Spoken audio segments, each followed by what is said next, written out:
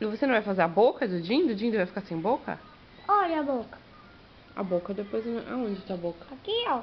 Ah, e o nariz? Meu. O nariz só um pontinho. Isso. E o nariz do Guilhermo? Isso. E tem um solzinho? Ah, tem. Um sol.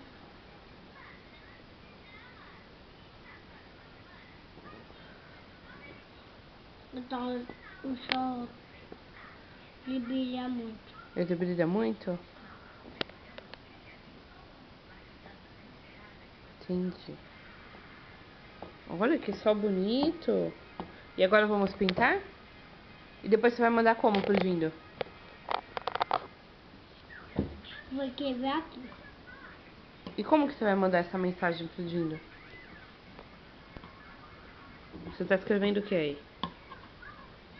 O que você tá escrevendo, filho? Conta pra mamãe.